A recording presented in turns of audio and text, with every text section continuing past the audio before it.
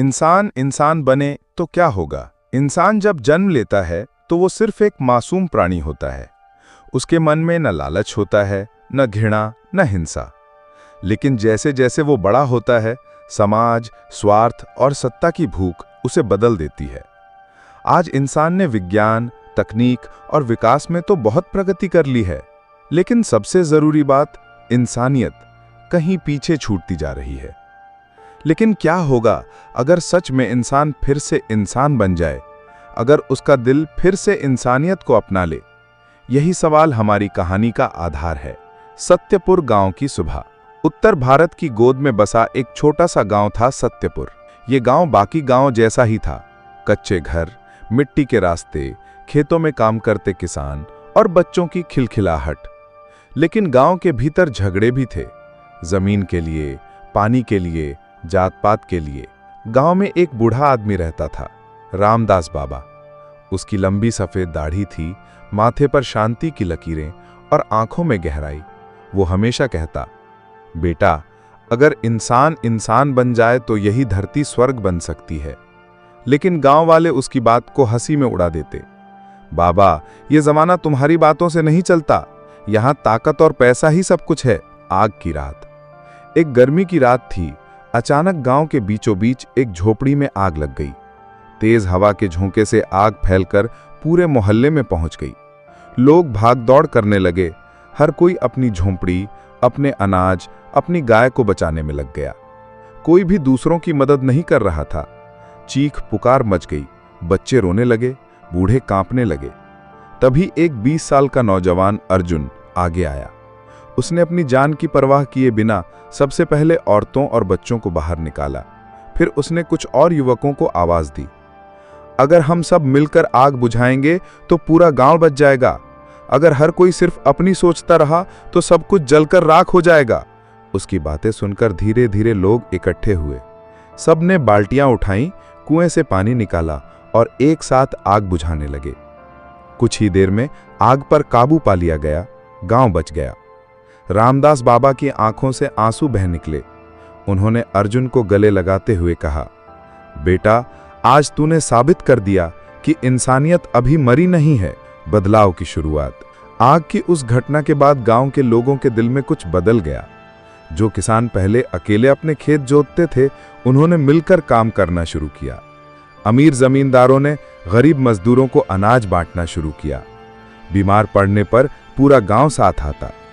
बच्चों को जात पात देखे बिना एक ही स्कूल में पढ़ाया जाने लगा। धीरे धीरे सत्यपुर गांव एक मिसाल बनने लगा। स्वार्थ का इम्तिहान। लेकिन इंसान की फितरत आसानी से नहीं बदलती। कुछ लोग अर्जुन की बढ़ती इज्जत से जलने लगे, खासकर रघुनाथ सिंह, गांव का जमींदार। वो बोला, ये लड़का क्या नया नेता बनेगा? गांव पर राज करने का हक तो मेरा है। रघुनाथ ने गांव में फूट डालने की कोशिश की।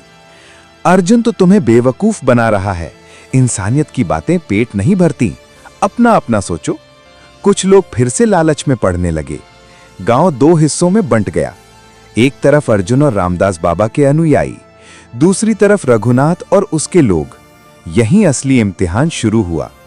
बलिदान। एक दिन गांव के पास से डकैतों का गिरोह गुजरा।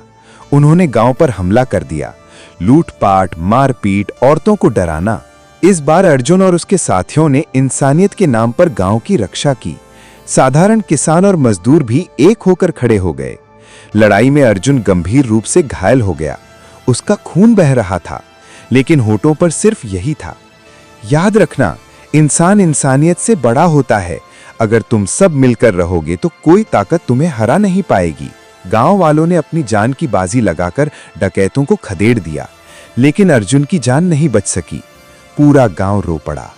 रामदास बाबा ने सबको दिलासा दिया, अर्जुन गया नहीं है, उसका बीज बोया गया है।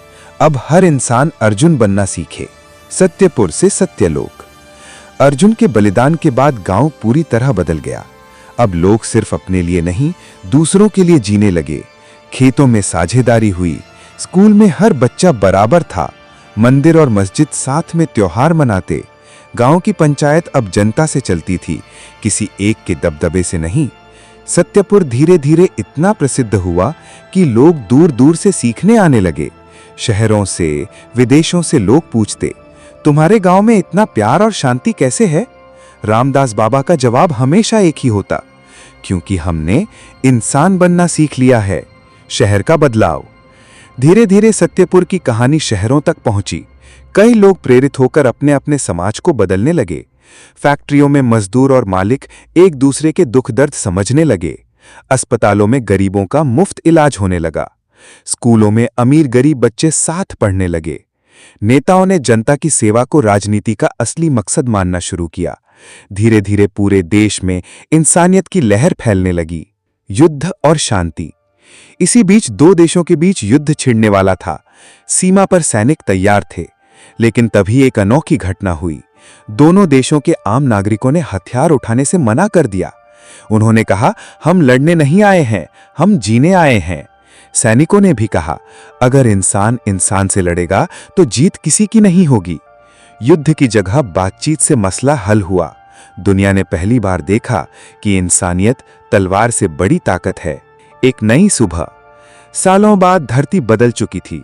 न भूख थी, न नफरत, न युद्ध। लोग जात पात, रंग भेद, धर्म के झगड़े भूल चुके थे। हर बच्चा शिक्षा पा रहा था, हर बीमार को इलाज मिल रहा था, हर बूढ़े का सम्मान हो रहा था। धरती सचमुच स्वर्ग बन गई थी। रामदास बाबा ने आखिरी सांस लेते हुए मुस्कुरा कर कहा, आज मेरी आंखों ने वो सपना देख लिया, इंसान इंसान बन गया है। इंसानियत कोई किताबों की बात नहीं है, ये वही है जो हमें जोड़ती है। अगर हर इंसान दूसरों का दर्द अपना माने तो धरती पर न कोई भूखा होगा, न कोई अकेला, न कोई दुखी। इंसान इंसान बने तो यही धरती जन्नत होगी। धरती प्यार।